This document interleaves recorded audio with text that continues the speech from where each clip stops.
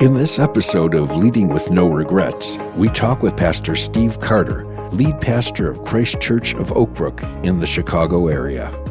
Steve is a passionate leader, pastor, author, and husband who has lived through what it looks like to lead in the midst of drastic change.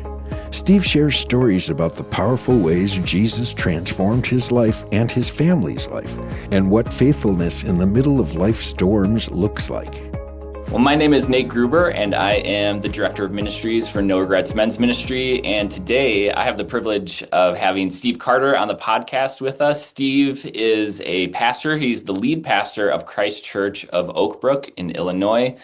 He's a speaker, he's an author, and he has a passion for equipping leaders to pursue godly character alongside excellent and powerful communication.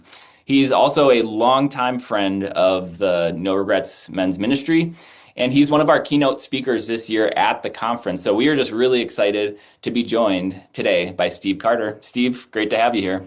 Nate, it's an honor. I'm a big fan of No Regrets and just love getting the chance to spend some time with you. Yeah. How many years has it been now that you've been connected to No Regrets? I know Steve Sonnerman, he mentions you all the time, it seems like. Well, it's interesting. So I knew Steve and the Elmbrook crew, and I was actually up in, what do you call it, the Northwest Woods of Wisconsin? Yeah, the North Woods. The North Woods, yeah. So I was up in, Yeah.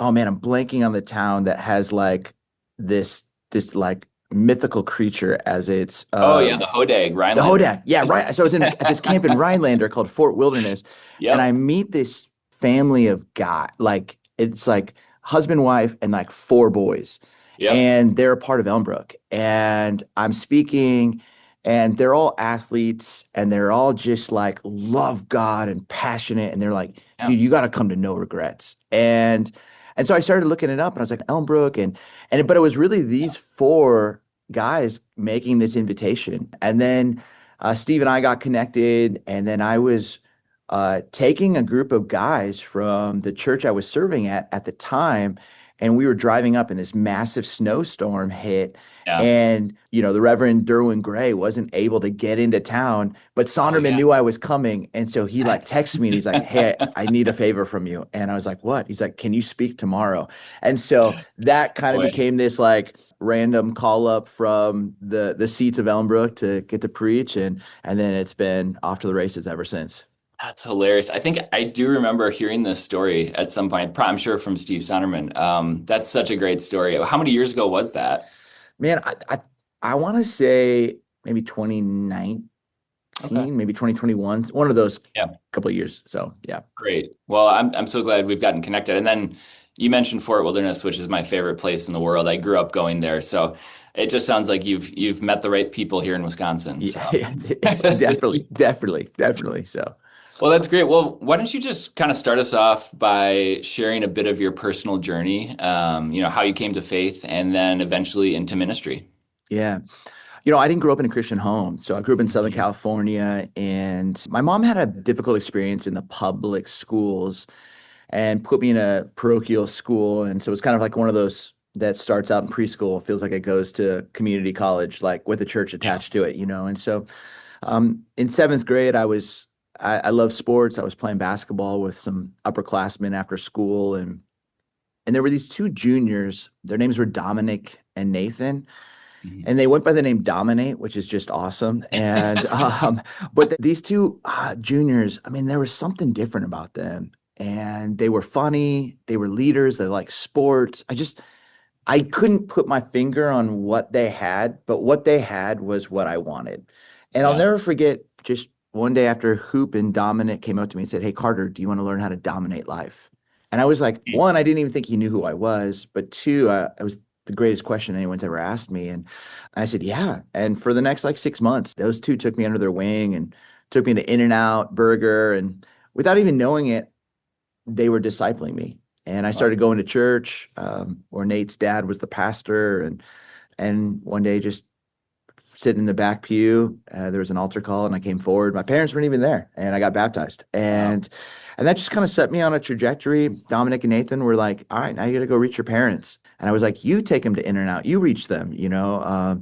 But my senior year of high school got to baptize my mom, and my sophomore year of college got to baptize my dad. And, you know, Wow. I wanted to do sports, study film, and there were just some people in this great church, Camarillo Christian Church at the time, who just kept seeing something in me that I didn't see in myself. Like, I think you'd be good Yeah. in ministry, think you'd be a good leader, da da da.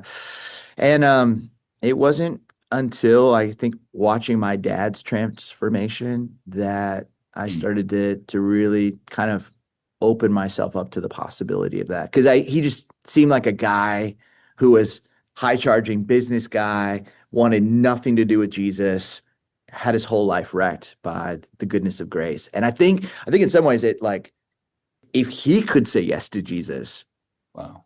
uh, oh my gosh, anyone might be able to. And then if this kind of guy can say yes to Jesus, oh my gosh, what other men need to hear this invitation? So it kind of just started to unlock a stirring, and then I had the privilege to just have some incredible mentors doing internships, and found myself at a handful of different churches in the Midwest and the West Coast that's finally led me to this amazing opportunity in Oak Brook, Illinois, leading Christ Church. Neither of your parents were Christians, it sounds like, when you became, wow. And that's Yeah. unbelievable. So I can just kind of a picture or imagine somebody like that who's just so focused on business, so focused on success in the world's terms. And now all of a sudden you see this like radical change. That is unbelievable. And what a testimony to what God is doing in your life as a young person.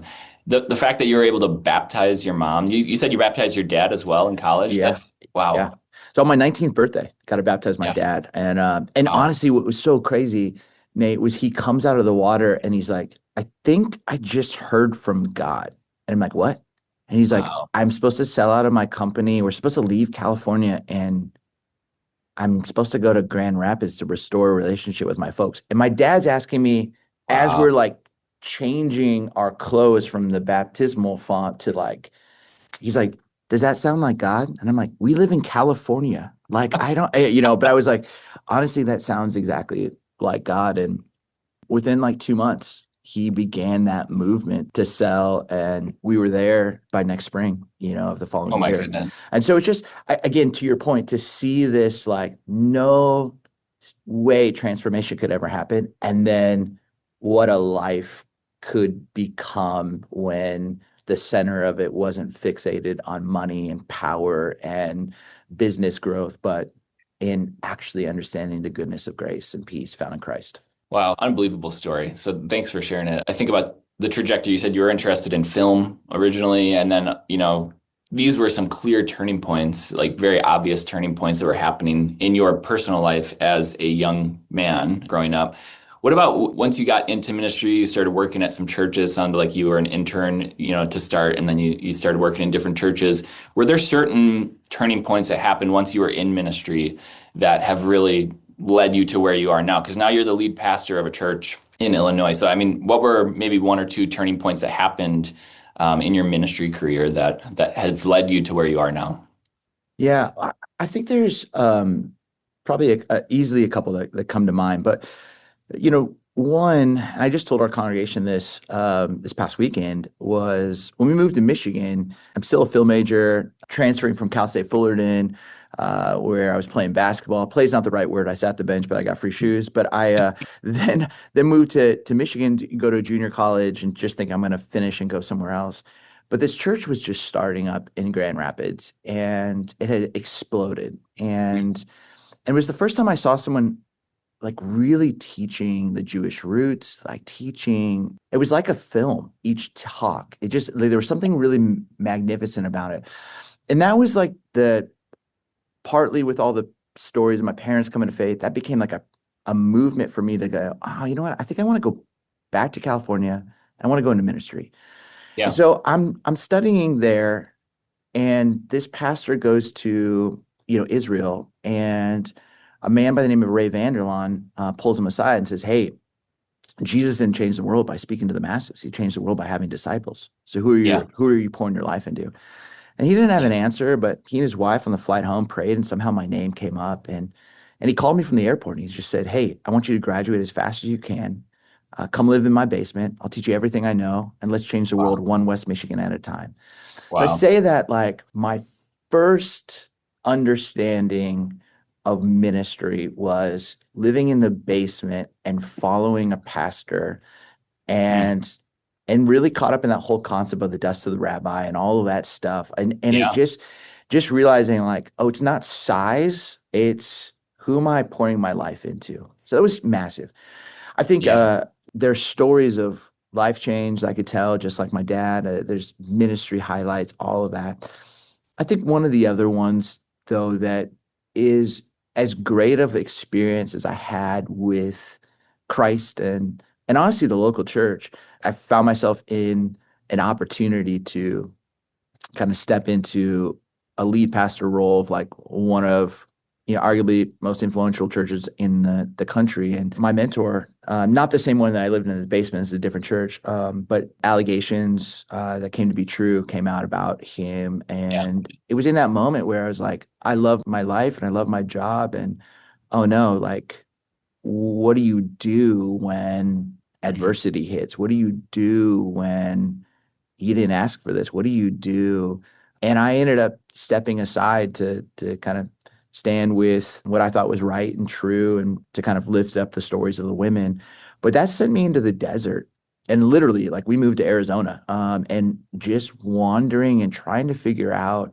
I thought my life was going to be this, and oh no, it's different now. And will I ever get a chance again? Will I ever get that Mm. feeling of like, this is where I'm getting to be used by God? And it's just like you find yourself like when you're on the highest highs, like, oh, this is amazing, amazing. And then when that's taken Yeah. away like that, and it Right. was by my choice to step down, but I found myself having to ask some big questions of God. And it was through that adversity that I actually experienced God in such profound ways that I think has prepared me for the seat I'm in today. And I used to feel like I didn't ask for this, I didn't sign up for this, almost like a victim of what happened. Yeah. And now, I don't love what happened to the women or the congregation or what they had to deal with. But I also say, and there's a song, Manasseh. I don't know if you've heard Mm. of it, by a woman by the name of Anna Golden. And Manasseh was one of the names Joseph, after he had left prison and he was in Pharaoh's house, got married and Yeah. has two kids and names them Ephraim and Manasseh, which one means literally like you caused me to forget about my family, Yeah. because there was so much Yeah. pain from his family. And this woman, Anna Golden, sings this song, and it's so beautiful. I like weep every time I hear it, but she starts to say, thank you for Manasseh. This is Yeah. not what I thought it was going to be, but I got to the point where I can say thank you for Willow. Thank you for Manasseh. And again, it's in that point where I feel I always knew Romans 8:28, God works all things together for the good, but I Yeah. didn't know it.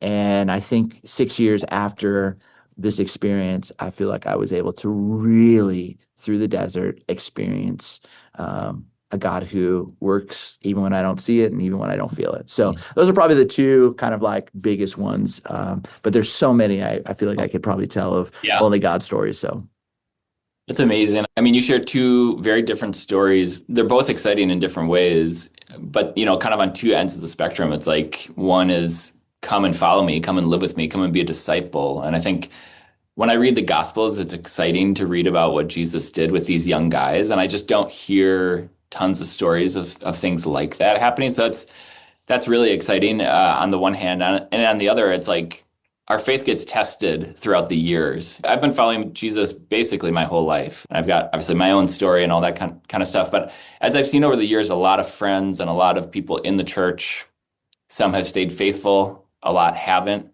mm, And I really do think following Jesus and, it really is about that long obedience in the same direction.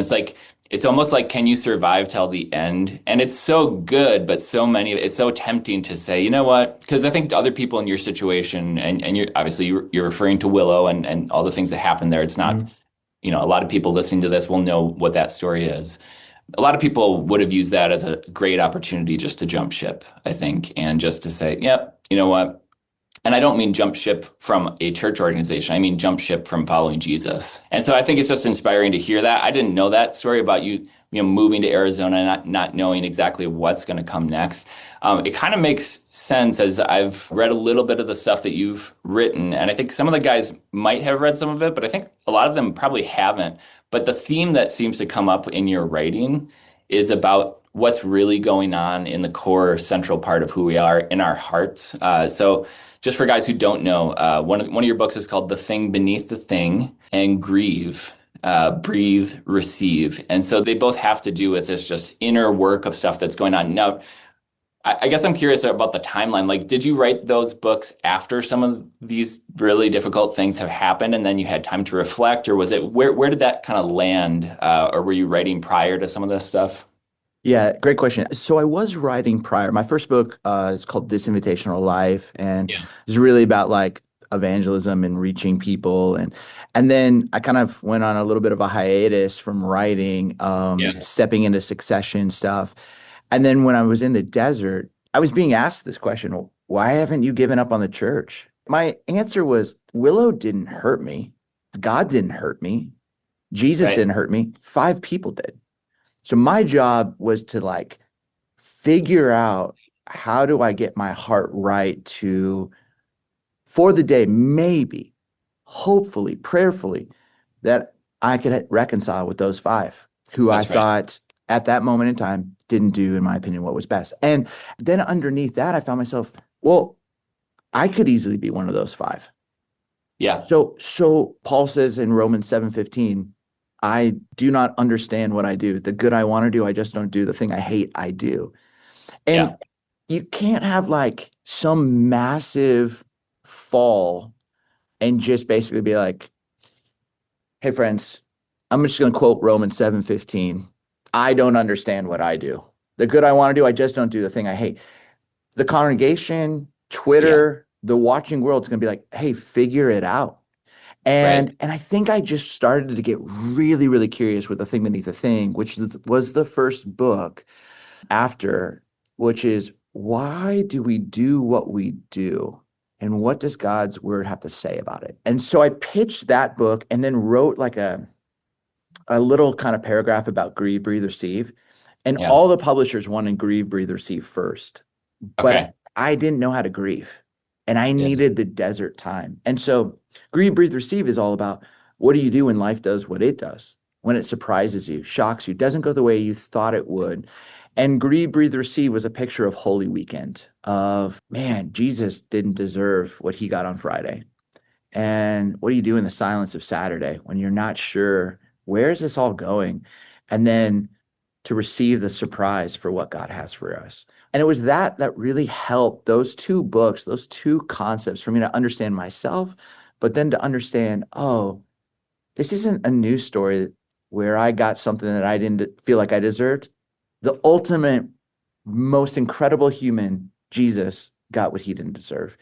So let's Yeah. maybe follow his path and see what that can teach us. And so that's where the two books kind of center on. I love it because it's not just theory. It's not concepts that you went away to some office for a year and thought about and mapped out some ideas. This is lived experience, stuff that you've gone through. And I love it, honestly. And, in my upbringing at the church that I grew up at, some equally, really bad things happened with leadership there. And I remember even as a middle school student when one of the really kind of big scandals came out of things with leadership. And there were people who walked away from faith for sure, and who walked away from the church for sure. I remember though, even as like a 13-year-old, having the same thoughts that you just described, which is God didn't hurt me. Jesus didn't hurt me. The church didn't even hurt me. Just these couple of people did. Yeah. There's such a wisdom there with what you shared on that, but so many of us just miss it. So I love that you tackle it. And by the grace of God, that you're able to actually come from that place, because no one would blame you for just becoming a victim and leaving and just separating from that. Life Camp USA is a nonprofit organization that mentors young men who have lost a father due to military or law enforcement service. Life Camp USA provides an all-expenses-paid, week-long, world-class camp experience that inspires, equips, and navigates these fatherless young men through some of life's toughest moments. Life Camp USA's mentors serve grieving families by helping these sons establish healthy identities, values, character, and goals, without the crucial aid of a father in their life. To learn more about LifeCamp's mission, visit lifecampusa.org. Again, that's lifecampusa.org. You're giving a talk at the conference here coming up on dealing with adversity. And I'm already, as we were talking about these things, I'm sensing maybe some of this might come up there. But I wonder if you might just give us even a snapshot of what you're thinking about or what you might want to share with the guys who come to the conference who are going to be live streaming and hearing you speak that day. Yeah, so I was a small, feisty, I was the kid you wanted on your team, but you Yeah. hated me if I was guarding you. Yeah. I'm stepping on your toes. I'm like, I've played against you a lot in yes, sport. yes, you knew what I ate the night before kind of thing. And I typically would get 2 or 3 fouls in the first quarter, first half. And, Yeah. I'm on the bench and I'm frustrated, just like, with the ref, just gotta blame someone. It's the ref, and my dad would be in the stands and pretty much every game he'd just walk down and just whisper in my ear, change adversity into opportunity. And somehow it would just settle me that life is going to do what life does. And Yeah. Paul writes in Romans 5, he says, hey, we don't just boast in the hope of glory. We actually boast in our sufferings. Yeah. Because sufferings produce perseverance, character, and character hope, and hope will not be put to shame. And I just don't know very many men who, when suffering comes, I mean, I get the flu and I am like, the world is over. I get a bad email and it can sink. Something doesn't go the way that I want it. It rains on vacation. It's all of a sudden, all of this stuff happens. And I think sometimes I don't actually see the invitation that adversity provides. And so what I really want to do is just to help the men who are live at Elmbrook or streaming in from all over the world to kind of get a sense of Jesus got what he didn't deserve. You're probably, if you follow closely with him, gonna get what you don't deserve. Yeah. But don't use that as an excuse to escape. Use that as an invitation and an opportunity to learn the muscle of endurance and perseverance, to have your character shaped, and watch God teach you a newfound understanding of what hope can be. Yeah, I love what your dad said, first of all, and I'm sure you'll be sharing that in the talk as well on February 7th.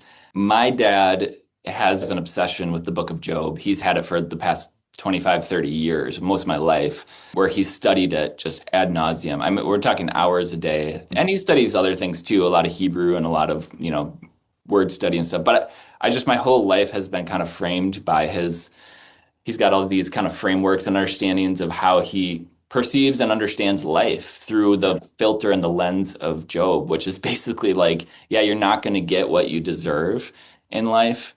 The thing that I've seen on the back end of every adversity that I've gone through is that something even better than what I could have ever expected comes out of it. And so now that's my practice. It's really hard to do. It's how do I get into a mental space when I'm in the middle of adversity of being I know that a week from now, 6 months from now, 3 years from now, something really good is going to come from this. So I can't wait to hear what you have to share with that. I'm excited about it, especially just hearing some of the stuff that you've gone through in your life. I'm like, okay, here's a guy who actually gets it. Because whenever I hear somebody come up on a stage or a platform and share about something that it's really clear they haven't actually gone through what they're talking about, and so I'm just excited. I'm pumped to hear what you have to share that day.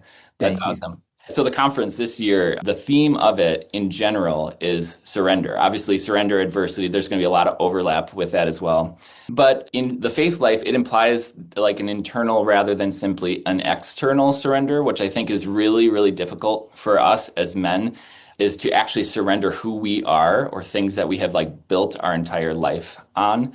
And so what are some of the ways that you found most effective in your own life when it comes to surrendering to God's work that he wants to do inside of you? Is there anything that you've just found to be really, really helpful in surrendering, learning to surrender to God? Yeah, 2 thoughts come. They're not original to me at all. And so, the founder of the Salvation Army has an incredible quote. He used to say this was a mantra of the army. It just said, the greatness of a man's power is their measure of surrender. Oh, wow. And so that's always stuck with me because I think the thought is, oh, you wave a white flag, you are losing the ship. You are losing ground, you are losing land. But somehow in the upside down reality of the kingdom of God, the surrender opens you up to not your power, but God's power at work through you. And so that's just been something I've like when I find myself like more of a clenched fist, like, or "Oh, I gotta like grit my teeth, or I gotta make this happen. And what would it look like to maybe release it and have a sense of I'm really trusting you, God. I'm abiding in you to actually bear the best kind of fruit. The second one that comes to mind has been through a mentor, John Ortberg, who has been just a gift in my life in so many realities. But he wrote his most recent book called Steps, and it walks through the 12 steps. And oftentimes people think like, oh, AA, that's out of the church, but it actually began in the church. And the whole premise was every man needs a fellowship and a program. They need a fellowship of people that they Yeah. can be honest with, and they need a program to help. And the first three steps originally were a breath prayer. And the prayer went like this: I can't, God can, I think I'll let him. Mm. And I think that there are these moments, in my job, in my marriage, as a father, as a friend, as a student of Jesus, like where I just have to come to that point of I can't. Dallas Willard says that if you want to know where God's address is, it's at the end of your rope, where you're literally like, man, that's where he lives, in the place of true surrender, true I can't, but God surely can. And I think I'll let him. I think I'll let him take control, I'll let him drive, I'll let him lead, I'll let him show us the way. Yeah. I love that. So much good stuff right there. I was talking to a friend this past summer, and he basically, we knew each other from church and our families are friends, but he basically asked me this question of like, hey, I don't know if I believe any of this stuff is real. How do we know that Jesus was actually this real person? All this kind of stuff. And I think as men, especially, but as humans in general, our gut instinct is to kind of grab the reins and take hold and find some answers and like figure out how to make sense of things, or with fill in the blank any part of our life when we're having issues in our marriage or whatever it is to fix it and to figure it out. I remember, just because this has taken me years and I'm still just like a baby when it comes to like surrendering to God, but I just remember this summer, like we had a good conversation, but at the end of it, my next step for him wasn't to read 5 different books on apologetics or whatever. My actually next step was for him to go on a walk with God every single day and to act as if God was real and to ask God the questions that he wanted to ask him and to see if God would answer him. And for me, that was actually a huge moment of surrender, because I wanted to be texting him every day with answers. Yep. Yep. And what I did instead is I actually put the ball in God's court, and I said, God is big enough to handle any of your questions, and I'm going to trust that God can do this better than I can do it. So I'm not saying that to say I'm doing something great. I'm just saying I'm just starting. Like I'm 39, and I feel like I'm just starting to learn, like, don't be the first one to like take control of all of these things, but allow God to actually do something. So I love that story, Nate, because in that moment, you could have easily given a counter argument, yeah, but you created an opportunity for your friend to have an encounter with God. And yeah, I think that's the right. beautiful moment, is that's what God loves to do, is encounter people. I mean, it'll be amazing to hear kind of the only God stories that come out of those walks and opportunities. So Well, this has been an awesome conversation. I do want to get just a little bit of on the ground advice from you for some of the guys listening, because they're church leaders, they've got a small group, some of them are leading a men's ministry at their church. And so I'm wondering if you just have any words of advice. I mean, here we are in the middle of the year, right? A lot of them are right in the middle of their groups, and they might be all over the map. Some of them might be doing great, but my guess is that a lot of them are struggling to get guys to come consistently, or they're coming up against roadblocks maybe, even in their own personal life. So just anything that you might want to say to some of these guys especially as we start to think about maybe some of the stuff we've talked about, personal health, being close with God, being transparent, like anything that you would say, hey, push into this, focus on this at this point of the year. I was just talking with our men's pastor about this recently, and just it's hard because you have incredible men that are part of the church, and Yeah. many of them, and they're just being pulled in so many directions. And you look at like, the women's ministry is at this size and the men's ministry is at this size. And you're like, man, like why? I mean, Yeah. we got some of the best guys on the planet. What's going on? And you just realizing like, okay, is what we're offering what they need? And I think part of that is sometimes you can get a bit into I want to say a rhythm, but maybe I'd say a rut of like doing something. Right. And what men are needing is as culture's changing, it just gets harder and harder. I told this to the guys at our church. I just said, a few years ago, I went to a football game with a friend, and we pulled up at his house, and his small group was joining him that weekend on the lake, and they were cooking up steaks, and they had known a bit of the Willow story. And so I was out there, and they were grilling not just the steaks, but me. And I was like, and I was just like taking it. I was trying to answer. It was fine. It was great. Yeah. And then we sit down for dinner, and I had this moment. They were all 10 years older than me. So they're all in their like early to mid 50s. Sure. And I just look at them and said, hey guys, you grilled me. Can I grill you? And they're like, oh yeah, for sure, for sure. And I was like, you guys have been in a small group for however many years. Hey, can you talk to me like as you enter into your 50s about how does this group talk about sex and money and power? And Yeah. as you enter into different stages of life, desire discrepancies between a partner and you, like opportunities of work, and how do you say yes, say no? And literally faces just went as pale as possible. And finally one guy just said, these are the closest guys, and Yeah. I've never talked about any of this. Yeah. We don't want to talk about this. Yeah. So then, like, out of, I think, the group of 9, 8 of them shared honestly where they were at. And Nice. it was as raw and real. And these guys were like, dude, I didn't even know how much I needed that. But it took one of those guys to go first. Right. And one of them looked at me and was like, hey, I don't know you. I don't feel comfortable. And I was like, don't, I get that, man. I'll step out of the room if you need to talk about this. Yeah. But like, I just think that there's a level of questions and feelings, and not all of us were handed a healthy map to Yeah. navigate all of the complexities of life.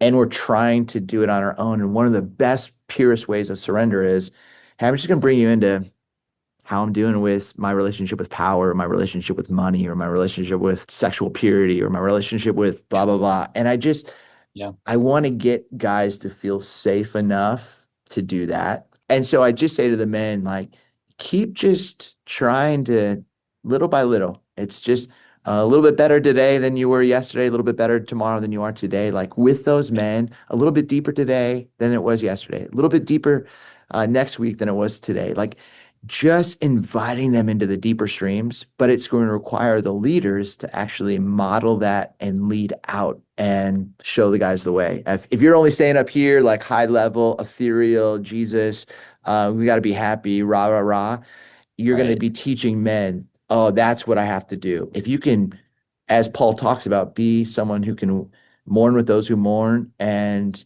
rejoice Yeah. with those who rejoice, and everything in between, talking about everything in between, I think you will be and create such a safe and amazing environment for men to grow.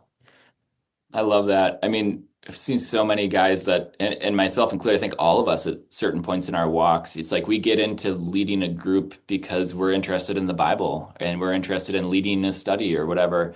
And I think exactly what you just said is what we need. We need guys who are willing to integrate the stuff they learn into every moment of their life. No aspect, there's no corner that's off limits. Yeah. Because what you said is exactly right. If the guys leading the group aren't doing that, no one else in the group is doing Right. that. I love that you threw that back at that group. And it is so easy, especially in mega church culture, to just, tear leaders down if something's happened or whatever. And I love that you got real with these guys. And so, yeah, just that encouragement for guys to get real with each other and create that environment where that kind of stuff can happen. I love that. Awesome. Well, this is great. This has been an awesome conversation. I love getting to know you. I just want to throw the ball in your court. If there's any books or resources or materials that you have, or even just that, something you might be reading by somebody else that you just want to suggest, but feel free to just share that with us, with the guys that are listening before we head out here today. Well, honestly, nothing from me, but just in Yeah. the sense of I am so excited about February 7th, Yeah. and I hope every guy listening to this is just an incredible lineup of teachers who many of them are just profoundly brilliant authors and writers and thought leaders. But our heart is to speak to the guys in your ministry and to speak to your friends who are really, really close to God and far from God. And so we're going to give it our very, very best, and grateful for people like Nate and the No Regret Squad who are just putting this event on. And so check out the other teachers, buy their books. For me, I'm just so amped to be with you all and trusting that God's going to move in a mighty and powerful way. Yeah, we know that he is. We're praying for that. I can't keep math is hard. It's 33 or 34 years that this conference has been going on for a long time, and it's unbelievable. My wife has told me every time I go to the No Regrets conference, she's like, "You're a different guy when you come back from that conference," and it's true. And it's not just a No Regrets thing; it's a Holy Spirit thing. So we're just praying for that, and I am so excited for you to be there with us at the conference to hear you speak, but just to also see you, give you a hug, and say hi as well. So. For all the guys listening out there, come to the conference. If you're still thinking about it, buy your ticket right now. There's still time to come. And bring a couple guys with you. Maybe you're a dad, bring a son, or maybe your son, take Steve's testimony here. Invite your dad, invite your grandpa to come with you to the conference as well. So, Steve, thanks so much for being here with us today on the podcast. Definitely, man. It's an honor. Grateful for you, and I'll see you in February. All right. See you in February. Well, we hope that today's conversation was exactly what you needed to hear. And if this was an important message for you today, we'd love if you would share this message on social media so that it can impact others through this ministry. And if you want to receive more conversations, training, and resources like this, you can do that in a couple of different ways. Probably the most important way is to download the No Regrets app, because it'll keep you updated with new resources, news, and articles that will keep you leading in all of the areas God has called you to. The other really great way to stay connected is to sign up for the No Regrets leadership email list. You can visit our website, noregretsmen.org, and you can sign up to receive monthly leadership emails and take these ideas to the next level. And then lastly, if you could just like and subscribe and especially share this on social media, it really, really helps with the podcast, but it helps get this message in front of other people who are within your network. Goodbye, and keep leading for the cause that counts. Thank you for joining the No Regrets Leadership Podcast. For more information and to access past recordings, please visit www.noregretsmen.org/podcast. Life Camp USA is a nonprofit organization that mentors young men who have lost a father due to military or law enforcement service. Life Camp USA provides an all-expenses-paid, week-long, world-class camp experience that inspires, equips, and navigates these fatherless young men through some of life's toughest moments. Life Camp USA's mentors serve grieving families by helping these sons establish healthy identities, values, character, and goals without the crucial aid of a father in their life. To learn more about Life Camp's mission, visit lifecampusa.org. Again, that's lifecampusa.org.